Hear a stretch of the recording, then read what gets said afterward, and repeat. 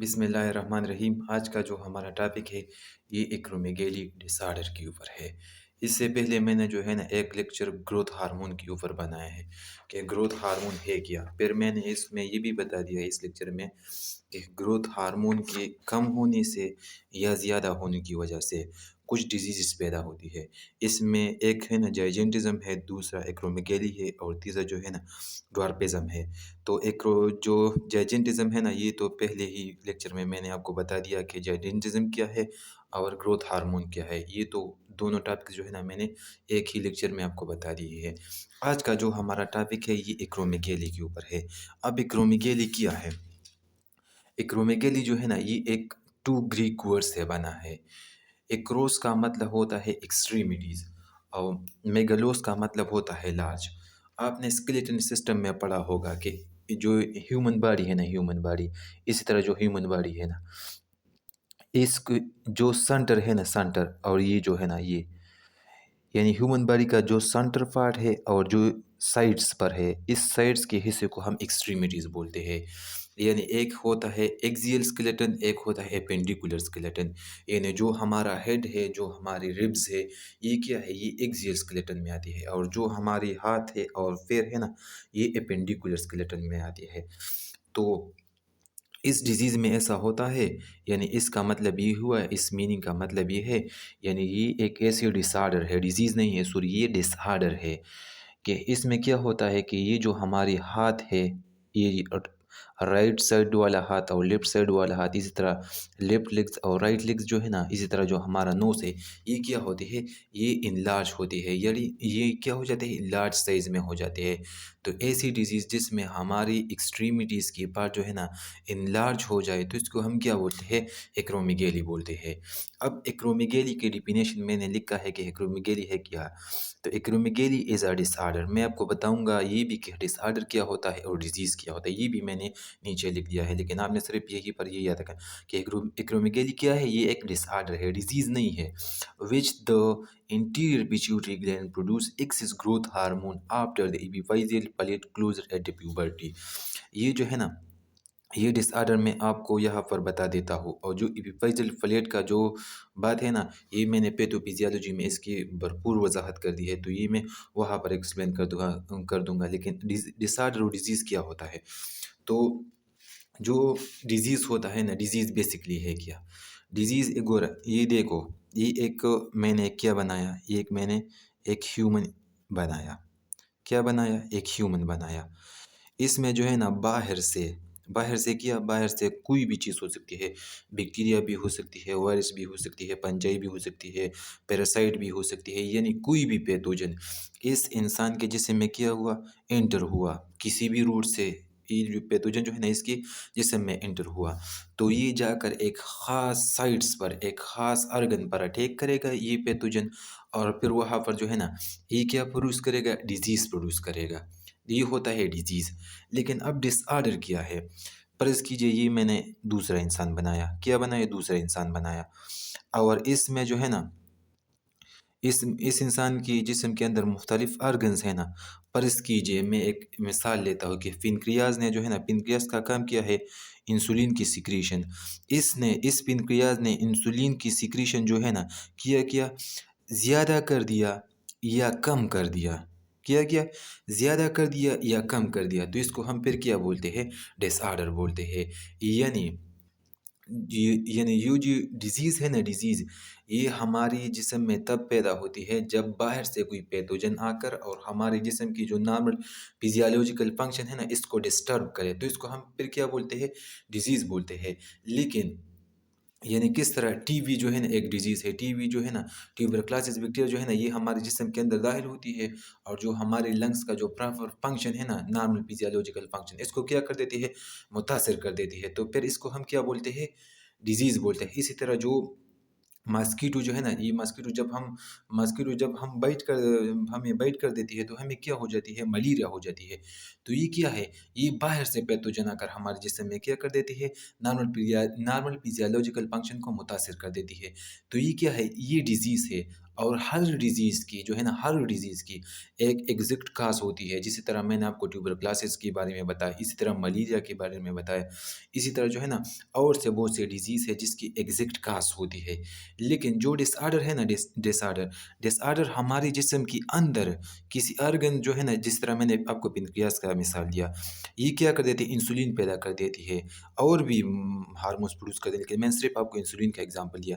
ये इंसुलिन की सिक्रीशन कभी ज़्यादा कर देती है, कभी कम कर देती है।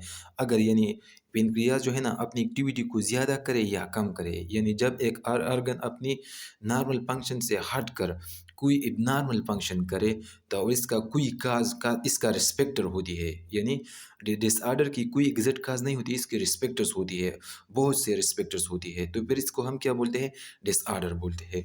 तो ये तो डिज़ीज़ और डिसऑर्डर के बारे में कुछ डिफरेंस था जो मैंने आपको बता दिया।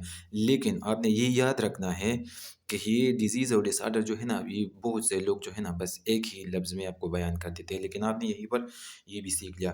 अब जो है ना मैंने आपको इंटीरियर पिट्यूटरी ग्लैंड तो आप जानते होंगे, जो हमारे ब्रेन के बैक साइड पर मौजूद है, और एपिफाइजल फ्लेयर जो है ना, ये मैंने आपको पहले ही लेक्चर में बता दिया, और प्यूबर्टी तो आप जानते हैं। अब मैं जो है ना इसका जो पैथोफिजियोलॉजी है, मैं जो है ना इसको भरपूर एक्सप्लेन करूँगा। लेकिन अब जो है ना मैं पेज नंबर 2 की तरफ जाता हूँ। अब एटियोलॉजी क्या है? यानी ये जो डिज़ीज़ है, ये सॉरी ये जो डिसऑर्डर है, ये क्या है? ये डिसऑर्डर जो है ना, जो ये एक्रोमेगली डिसऑर्डर है, ये कौन-कौन सी फैक्टर्स की वजह से हमारे जिस्म में प्रोड्यूस होती है? तो नंबर 1 जो है ना, पिट्यूटरी एडेनोमा, यानी पिट्यूटरी ग्लैंड में जो है ना कोई बिनाइन ट्यूमर मौजूद हो। तब भी जो है ना, यानी 95% of acromegaly cause over the production of growth hormone in the case of benign tumour in the pituitary gland. वही यानी तकरीबन 95% एक्रोमेगली जो है ना, ये हमारे जिस्म में किसकी वजह से होती है? बिनाइन ट्यूमर की वजह से होती है। ये पिट्यूटरी ग्लैंड में जो है ना बिनाइन ट्यूमर पैदा हो जाती है, और बिनाइन ट्यूमर की वजह से जो हमारा पिट्यूटरी ग्लैंड है ना, ये ज़्यादा ग्रोथ हार्मोन को प्रोड्यूस कर देती है। Due to the tumour the pituitary gland secretes more growth hormone in cause acromegaly, यानी जो पिट्यूटरी ग्लैंड में जो बिनाइन ट्यूमर है, ये क्या कर देती है, ये पिट्यूटरी ग्लैंड में क्या कर देती है, इसकी नॉर्मल फंक्शन जो है ना इसको मुतासिर कर देती है, और फिर पिट्यूटरी ग्लैंड जो है ना, ये ज़्यादा मकदार में ग्रोथ हार्मोन्स को प्रोड्यूस कर देती है, और ग्रोथ हार्मोन जो है ना फिर हमारे जिस्म में क्या पैदा कर देती है, एक्रोमेगली पैदा कर दी है। इसी तरह हार्मोनल डिसरेगुलेशन, यानी जो एक्रोमेगेली है ना, ये इसी वजह से पैदा हो सकती है कि हमारे जिस्म में जो हार्मोन्स का नॉर्मल लेवल है, ये डिस्टर्ब हो जाए। तो किस तरह? The adenoma cause the pituitary gland to produce and release the abnormal high level of growth hormone, यानी इस तरह होता है कि ये जो बिनाइन ट्यूमर की बात मैंने आपको इससे पहले की, कि इसकी वजह से जो है ना पिट्यूटरी ग्लैंड जो है ना ज़्यादा मकदार में जो है ना ग्रोथ हार्मोन्स को बनाती भी है और रिलीज भी कर देती है। The growth hormones stimulate liver and other tissues to produce IGF-1, and then they go to the bloodstream and bind with the IGF-2 and cause the growth production the muscle, bones and other organs.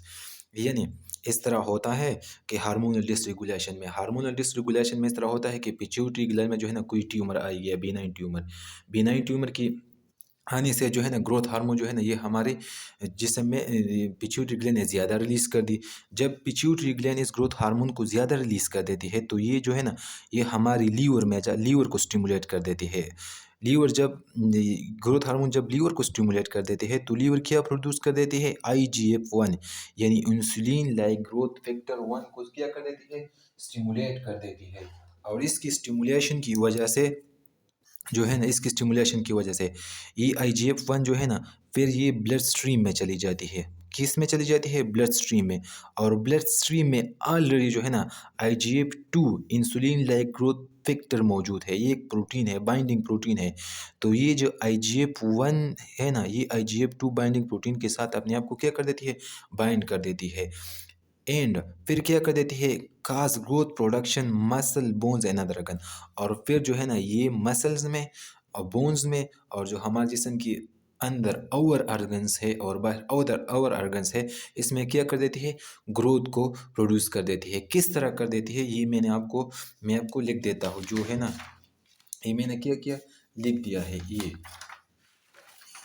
ये जो page number 3 पे ये इसका mechanism है कि किस तरह जो है ना, ये ग्रोथ हार्मोन जो है ना, हमारे जिस्म में फिर जो है ना ग्रोथ काज़ कर देती है।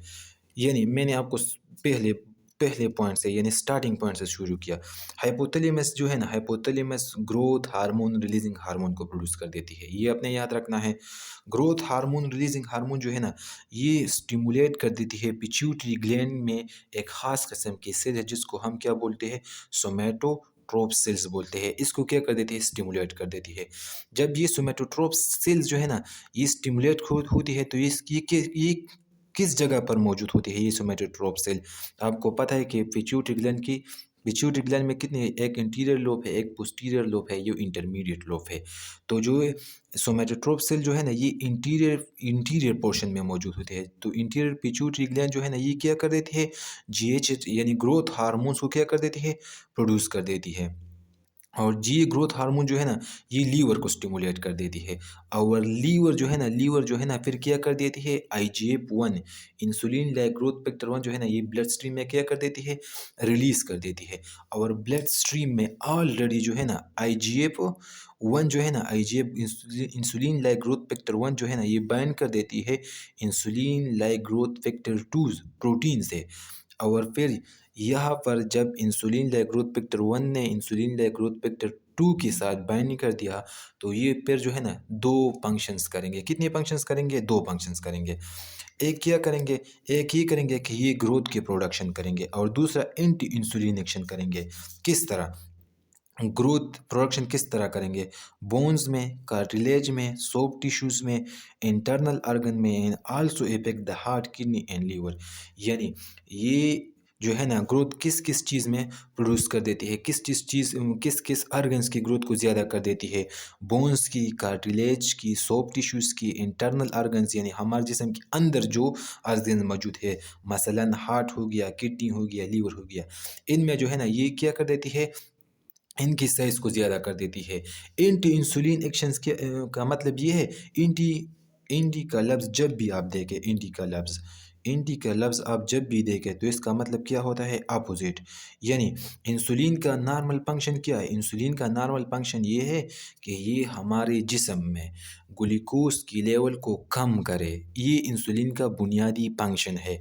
लेकिन एंटी इंसुलिन का मतलब ये है कि ये इंसुलिन की अपोजिट काम कर देती है। यानी कार्बोहाइड्रेट की, प्रोटीन की, लिपिड्स की, इनकी मेटाबॉलिज्म कर देती है। क्या कर देती है? मेटाबॉलिज्म कर देती है। और जब मेटाबॉलिज्म होती है, यानी इसको क्या कर दे सॉरी मेटाबॉलिज्म, ये क्या मेटाबॉलिज्म कर देती है। और मेटाबॉलिज्म होने की वजह से हमारे जिस्म में क्या हो जाती है, ग्लूकोज की लेवल जो है ना ये ज़्यादा हो जाती है। तो इसने यहाँ पर क्या किया, इंसुलिन लाइक ग्रोथ फैक्टर 1 ने क्या, 1 और 2 का बुनियादी फंक्शन 2 थे। एक ग्रोथ प्रोडक्शन, एक एंटी इंसुलिन एक्शन था। ग्रोथ प्रोडक्शन क्या किस-किस चीज़ में ग्रोथ प्रोडक्शन काज़ कर देती है? बोन्स में, कार्टिलेज में, सॉफ्ट टिश्यूज़ में और इंटरनल ऑर्गन्स में। लेकिन एंटी इंसुलिन लाइक फंक्शन जो है ना ये किस तरह कर देती है? कार्बोहाइड्रेट की मेटाबॉलिज्म कर देती है, प्रोटीन की मेटाबॉलिज्म कर देती है, फैट्स की मेटाबॉलिज्म कर देती है। और जब इसकी मेटाबॉलिज्म हो जाती है तो हमारे जिस्म में क्या हो जाती है, ग्लूकोज़ की मकदार ज़्यादा हो जाती है। तो ये तो इसका एक बेसिक मैकेनिज़्म था जो मैंने आपको बता दिया। अब जो सेकेंडरी काज़ क्या है, यानी एक्रोमेगाली का सेकेंडरी काज़ क्या है, ये तो मेन सेकेंडरी काज़ का मतलब ये है, it is a rare case. ये आपने एमसीक्यूज़ के लिए याद रखना है कि एक्रोमेगाली का सेकेंडरी काज़ जो है ना ये बिल्कुल कम पाई जाती है। किस तरह? can be caused by the tumor outside of the pituitary gland, they produce growth hormone. यानी बाज़ औक़ात इस तरह होता है कि पिट्यूटरी ग्लैंड के अंदर नहीं बल्कि बाहर एक ट्यूमर मौजूद हो, जिसकी वजह से इन जो पिट्यूटरी ग्लैंड है ये ज़्यादा मकदार में ग्रोथ हार्मोन्स को प्रोड्यूस कर देती है। तो ये सेकेंडरी काज़ हो गया, यानी पिट्यूटरी ग्लैंड के अंदर ट्यूमर मौजूद नहीं है बल्कि पिट्यूटरी ग्लैंड के बाहर ट्यूमर मौजूद है। और बाहर ट्यूमर होने की वजह से जो हमारा पिट्यूटरी ग्लैंड है ये ज़्यादा मकदार में ग्रोथ हार्मोन को प्रोड्यूस कर देती है। तो ये एक्रोमेगाली का सेकेंडरी काज़ हो गया। इसी तरह अगर मैं एक्रोमेगाली की रेशो की बात करूँ कि ये एक्रोमेगाली कितने लोगों में पाई जाती है, अगर हम एक रेशो लें तो तकरीबन यानी 1 लाख लोगों में तकरीबन 6 यानी सिर्फ 6 लोगों में जो है ना एक्रोमेगाली पाई जाती है। यानी जब हम 1 लाख इंसानों को करा करें तो तकरीबन इनमें सिर्फ 6 इंसान जो है ना इसमें ये एक्रोमेगली पाई जाती है। तो ये तो इनका रेशो था, ये कोई मुश्किल बात नहीं, ये मैंने स्टेटिस्टिक से उठाया है। अब अगर मैं पैथोफिजियोलॉजी अब अगर मैं इस एक्रोमेगली की पैथोफिजियोलॉजी की बात करूँ तो किस तरह करूँगा? इस तरह आपने ये याद रखना है, in case of puberty epiphyseal plate close. ये तो मैंने आपको पहले ही लेक्चर में बता दिया है कि जब प्यूबर्टी होती है, हमारी प्यूबर्टी यानी जब हम बालिग होते हैं, तो हमारा जो एपिफाइजल प्लेट है, एपिफाइजल प्लेट जो है ना वो क्या हो जाती है? क्लोज हो जाती है। किस तरह? ये मैं एक बोन बना देता हूँ, क्या है? ये एक बोन है। ये मैंने क्या बनाया? एक बोन बनाया। यहाँ पर एपिफाइजल कार्टिलेज इस तरह मौजूद होता है और यहाँ पर एपिफाइजल कार्टिलेज मौजूद होता है और इसको हम एपिफाइजल प्लेट बोलते हैं। जब ग्रोथ हार्मोन आती है, ग्रोथ हार्मोन, तो ये जो है ना प्यूबर्टी से पहले इस एपिफाइजल प्लेट पर अटैक इस एपिफाइजल कार्टिलेज पर अटैक कर देती है। तो कार्टिलेज पर जब ये ग्रोथ हार्मोन अटैक कर देती है तो कार्टिलेज जो है ना ये मैच्योर हो जाती है और मैच्योर होने के बाद वो कार्टिलेज जो है ना ये बोन्स में कन्वर्ट हो जाती है और इस तरह हमारे बोन्स में लीनियर ग्रोथ जो है ना ये कस हो जाती है और हम बड़े हो जाते हैं। लेकिन प्यूबर्टी में इस तरह होता है कि ये एपिफाइजल कार्टिलेज जो है ना ये क्लोज हो जाती है और फिर ये एपिफाइजल प्लेट क्लोज हो जाती है और फिर ये जो एपिफाइजल कार्टिलेज है ना ये बोन्स में कन्वर्ट नहीं हो जाती है। तो फिर जो है ना हमारा हाइट जो है ना ये बढ़ नहीं सकता है। तो ये मैंने क्या लिखा है? In case of puberty epiphyseal plate close, यानी जब हम बालिग होते हैं तो हमारी एपिफाइजल प्लेट क्या हो जाती है? क्लोज हो जाती है। तो इस सूरत हाल में क्या होता है? हमारा हाइपोथैलेमस जो है ना ग्रोथ हार्मोन रिलीजिंग हार्मोन को रिलीज कर देती है। ये इंटीरियर पिट्यूटरी ग्लैंड में जो हमारी सोमेटोट्रोप सेल है इसको स्टिमुलेट कर देती है और जब ये सेल स्टिमुलेट हो जाती है तो ये ग्रोथ हार्मोन्स को क्या कर देती है? प्रोड्यूस कर देती है। ये ग्रोथ हार्मोन जो है ना ये लीवर को स्टिमुलेट कर देती है और लीवर जो है ना IGF-1 जो मैंने पहले ही बता दिया, इंसुलिन लाइक ग्रोथ फैक्टर 1 को क्या कर देती है? रिलीज कर देती है। ये इंसुलिन लाइक ग्रोथ फैक्टर 1 जो है ना ये बाइंड कर देती है इंसुलिन लाइक ग्रोथ फैक्टर 2 के साथ ब्लड स्ट्रीम में और जब ये जो है ना तो फिर ये क्या कर देती है? 2 फंक्शंस कर देती है। किस में? बोन्स और कार्ड, ये 2 फंक्शंस कर देती है, बस ये आपने याद रखना है। Number 1 linear bone growth and thickness, जो मैंने आपको यहाँ पर बता दिया, इस यहाँ पर मैंने दोबारा लिख दिया है। तो फिर इस तरह जो है ना जो मैंने यहाँ पर बताया यानी मैं फिर आपको बता देते हो, ये मैंने क्या बनाया? एक बोन बनाया। तो जब ये हार्मोन इसी तरह इस मैकेनिज़्म के ज़रिए रिलीज़ होते हैं तो इसके 2 फंक्शंस है। एक तो ये है कि ये एपिफाइजल कार्टिलेज जो है ना, एपिफाइजल प्लेट जो है ना अब क्लोज है। अब एपिफाइजल कार्टिलेज जो है ना ये बोन्स में कन्वर्ट नहीं हो सकती है। यानी प्यूबर्टी में ग्रोथ का फंक्शन इस तरह बंद हो जाती है ग्रोथ, यानी ये बोन्स जो है ना फिर ये लीनियर ग्रोथ नहीं कर सकती है। लेकिन अब जो है ना इसका दूसरा फंक्शन, एक तो इंसुलिन लाइक फंक्शंस भी था, एक ये भी है, थिकनेस भी है। एक आपने ये भी याद रखना है कि ये जो है ना जब इस तरह ये थिकनेस कर देती है बोन में, किस तरह थिकनेस कर देती है? ये जो इंसुलिन लाइक ग्रोथ फैक्टर 1 है ना, ये क्या कर देती है? स्टिमुलेट कर देती है osteoblast to proliferate to increase thickness in the bone also in the soft tissue. यानी ये बोन्स, हमें मालूम है कि बोन्स का जो फंक्शनल यूनिट है यानी बोन्स जिन सेल से बना है इसको हम क्या बोलते हैं? ऑस्टियोब्लास्ट बोलते हैं। तो ये जो इंसुलिन लाइक ग्रोथ फैक्टर 1 है ना, ये आकर इस ऑस्टियोब्लास्ट पर एक्ट कर देती है यानी इसको स्टिमुलेट कर देती है और जब ये ऑस्टियोब्लास्ट सेल स्टिमुलेट हो जाती है तो ये ऑस्टियोब्लास्ट सेल क्या कर देती है? प्रोलिफरेट हो जाती है, यानी इस तरह ये मकदार में ज़्यादा हो जाती है और इसी तरह एक सेल के ऊपर दूसरा सेल, तीसरा सेल, चौथा सेल, पांचवा सेल, इसी तरह। अब आप इसको देखें, इस बोन को, जब आप इस बोन को देखते हैं तो क्या ये इसका थिकनेस जो है ना इससे ज़्यादा नहीं हुआ? तो इसी तरह ये तो बोन में भी इसी तरह थिकनेस काज कर देती है, लेकिन जो हमारी सॉफ्ट टिश्यू है यानी हमारा जो एपिग्लाटस है ये भी सॉफ्ट टिश्यूज है, हमारा जो नोस है ये भी सॉफ्ट टिश्यू है, हमारा जो कान है ये भी सॉफ्ट टिश्यूज है। तो इसमें क्या कर देती है? इसमें भी ग्रोथ जो है ना काज कर देती है।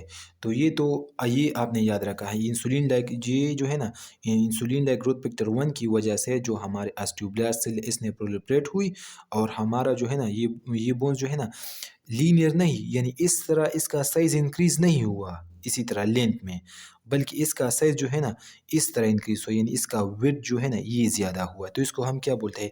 इसको हम लीनियर बोन ग्रोथ कहते हैं। और इसको हम क्या बोलते हैं जब बोन इस तरह इंक्रीज़ कर देता है? इसको हम क्या बोलते हैं? थिकनेस बोलते हैं। तो इसी तरह ये जो है ना इसका पैथोफिज़ियोलॉजी था।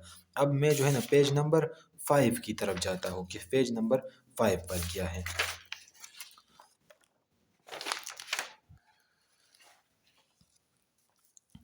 जो है ना पेज नंबर 5 पर मैंने लिख दिया है। अब जो है ना ये ग्रोथ हार्मोन क्या कर देती है, ये मैंने आपको इसी तरह स्टेप बाय स्टेप बता दिया है। अब पेज नंबर 5 पर जो है ना ये एक्रोमेगेली की साइंस और सिम्टम्स है। एक तो एक्रोमेगेली, हम अगर एक बंदे को ऐसी भी देख ले तो हमें अंदाज़ा होता है कि ये जो है ना ये बंदा जो है ना एक्रोमेगेली का शिकार है। इसमें क्या होगा, इसकी जो है ना कान बड़ा होगा, नोज़ जो है ना ये साइज़ में इंक्रीज़ होगा, इसका जो जावा है ना ये साइज़ में ज़्यादा होगा, इसका जो और जो है ना जो हाथ-पाँव है ना ये साइज़ में एक नॉर्मल इंसान से ज़्यादा होंगे। लेकिन फिर भी मैंने जो है ना आपको यहाँ पर इसके साइन्स और सिम्पटम तरतीब से लिखे हैं। मोस्ट कॉमन सिम्पटम जो है ना हैंड्स एंड फीट इनलार्ज होंगे, यानी ऐसा जो एक्रोमेगाली का कोई बंदा शिकार हो तो इसके जो है ना हैंड्स और फीट जो है ना ये इनलार्ज होंगे। ये मोस्ट कॉमन सिम्पटम्स है। फेशियल चेंज, यानी इसका जो नोज़ है ना ये भी ज़्यादा बड़ा होगा नॉर्मल इंसान से। और प्रोट्रूडिंग जावा, यानी इसका जो जावा है ना ये भी बाहर की तरफ ज़्यादा बाहर होगा। फेस बिटवीन द टीथ में चेंज, यानी इसके यानी एक दांत और दूसरी दांत के दरमियान जो फासला है ना ये भी ज़्यादा होगा, क्योंकि वहाँ पर सॉफ्ट टिश्यूज़ मौजूद है। और जो नोज़ है ये भी सॉफ्ट टिश्यूज़ है, और जो जावा है ना ये भी सॉफ्ट टिश्यूज़ है। तो इसी तरह जो है ना ये इंसुलिन लाइक ग्रोथ फैक्टर 1 ने इसी यहाँ पर भी आकर अपना काम कर दिया है। जो सॉफ्ट टिश्यू स्वेलिंग है, जो हमारा सॉफ्ट टिश्यूज़ है ना ये स्वेल कर देते हैं। स्वेल का मतलब ये नहीं कि ये जो है ना स्वेल का मतलब ये है कि ये साइज़ में बढ़ जाते हैं, इसलिए स्वेलिंग का लफ्ज़ मैंने लिख दिया है, यानी थिकनेस काज़ कर देती है। एंड स्वेलिंग जो है ना in the lips and tongues, यानी स्वेलिंग जो है ना ये कॉमनली हम ऑब्ज़र्व कर सकते हैं, यानी किस किस चीज़ में? लिप्स में और टंग्स में। यानी एक्रोमेगेली का अगर कोई बंदा शिकार हो तो इसका लिप्स और टंग्स जो है ना ये क्या होंगे? ये स्वेल होंगे।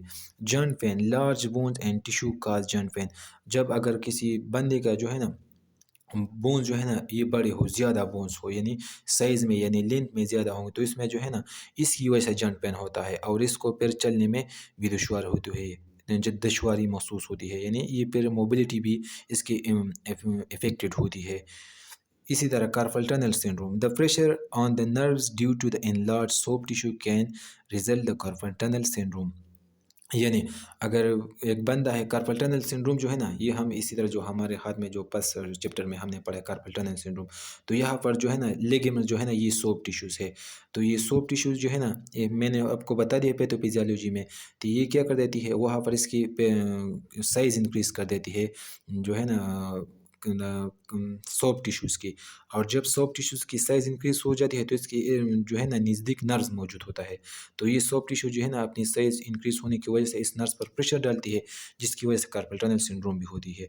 हेडेक किस तरह होती है? The presence of pituitary adenoma lead to headache, यानी हमारे जो पिट्यूटरी ग्लैंड इसमें एडेनोमा मौजूद है तो इसकी वजह से जो नर्व्स है वो भी जो है ना प्रेशर महसूस कर देते हैं, जिसकी वजह से हमें हेडेक होती है।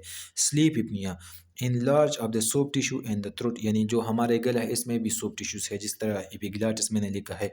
जो है ना फिर इसकी वजह से हमारा स्लीप भी मुतासर होती है, हमें स्लीप इपनिया होती है। विजन चेंज, यानी इनलार्ज ट्यूमर में compress the nerve cause the visual disturbance, यानी जब ट्यूमर जो है ना जो पिट्यूटरी ग्लैंड में मौजूद है ये अगर बड़ा हो जाए, बहुत ज़्यादा बड़ा हो जाए, तो हमारा ऑप्टिक जो नर्व्स है ना ये जो है ना ये इस पर प्रेशर डालती है, जिसकी वजह से हमें फिर जो है ना कुछ देखने में भी दुश्वारी होती है। इसी तरह इंक्रीज रिस्क ऑफ डायबिटीज़, इस इंक्रीज रिस्क ऑफ डायबिटीज़ का मतलब है जो इसका एंटी इंसुलिन एक्शन था, इंसुलिन लाइक ग्रोथ फैक्टर 1 और 2 का, यानी इसने क्या कर दिया, जो कार्बोहाइड्रेट प्रोटीन लिपिड्स थे ना इसका क्या किया, मेटाबॉलिज्म कर दिया।